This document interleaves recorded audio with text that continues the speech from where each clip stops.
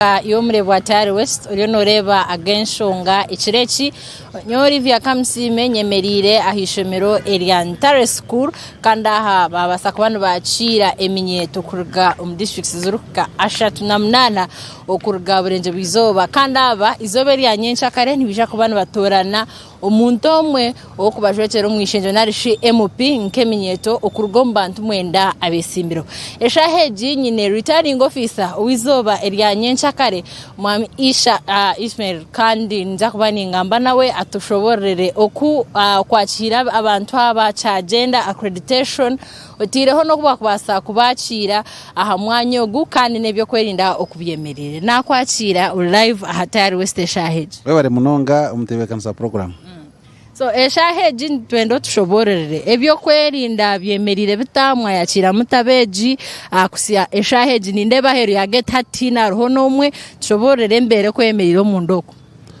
izoberi toyakira delegates 2026 twantu expectinga 2025 konka bashatu nipamyango nabaza kwijya ncyakara mukasheshe twakora accreditation nari okubashwijuma kwenda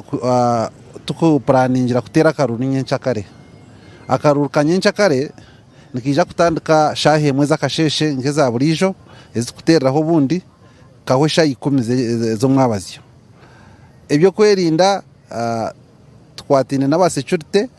kandi program yona netamburaje erizobo mwabaze twa meeting kandi tsibona abutube twesire na agents babo twayikirizana okuturatera karuru kanyichakare mbweni izo bari yanchakare tu ready kandi shahemwe ido ndujya kuba turi ya polling station omuchayi kacheka omuchayi cha Ntare School stadium no turatereza karuru kutandika na shahemwe. Mwami Ismail shoborere turebere electoral commission bagirango omurundogo bazakoza biometric verification kit kandi yabasa kubane kosubwa nombururu gerizo ombururo bw'eminyeto ogwanyencha kare as machines muza kuzikozesa obururo bw'eminyeto bwanyencha kare turakorese machines zes hakuba obururo abatezi bakaruru ntubeta electoral colleges nubaza kurugo mu district 38 kandi twantekwa kubanza twayikirizana nabo tukareba delegates sabo tukozire akuba twinemu abo kuruga sub county na naba unsa na hamwe naba PWDs aba unsa stage ntujiha Uganda National Students Association so twantekwa kubanza twikizana nayo erizoba nico twabantu korra okushwijuma mbwenu okubateka register kubata BVK machine cyanca bacugumere so twashara mu register twicazana nabo rizoba nuzo turakorese ncyakare